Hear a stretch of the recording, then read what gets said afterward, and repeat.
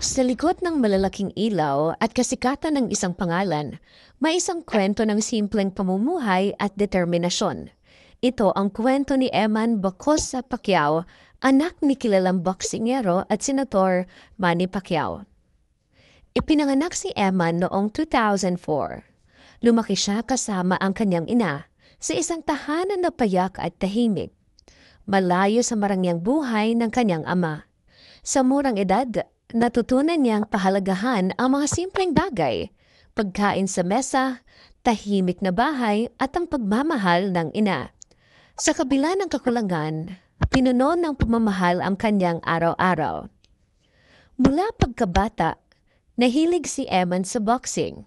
Bagamat hindi siya lumaki sa marangyang kapaligiran, nagsumikap siyang matuto at magsanay sa simpleng gym o sa bakuran ng kanilang tahanan. Ang disiplina at tiyaga ang naging sandigan niya upang makamit ang kaunting tagumpay sa murang edad. Kahit hindi kasing kilala ng kanyang ama, unti-unti niyang pinapakita ang sariling katayahan. Hindi madali ang buhay para kay Eman. Habang lumalaki, nakaranas siya ng pangungutya at paghahambing sa anak ng ibang kilalang tao. Sa kabila nito, pinili niyang mamuhay ng payak, simple at malayo sa marangyang mundo ng kanyang ama. Hindi niya hinanap ang luho, kundi ang pagkakataon na magkaroon ng normal na buhay at maipakita ang sariling galing sa boxing. Sa kabila ng mga pagsubok, si Eman ay patuloy na nagsusumikap.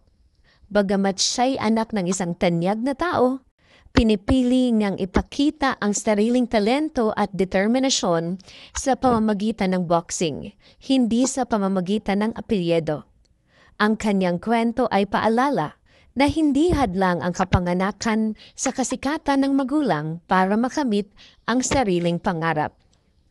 Ang buhay ni Eman Bacosa Pacquiao ay isang halimbawa ng pagiging matatag sa simpleng pamumuhay. Ipinapakita nito na hindi kailangan ang marangyang kapaligiran upang magtagumpay. Sa halip, ang sipag, tiyaga at determinasyon ang tunay na puhunan sa buhay.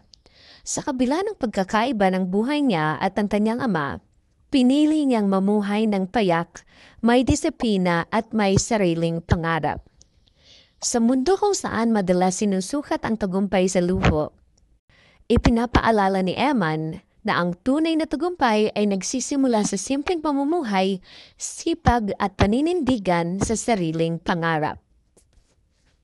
Halika po, pasok po tayo. Ali po kayo at nang makade, joke lang. At nang makita niyo po yung bahay po namin. Ali po kayo.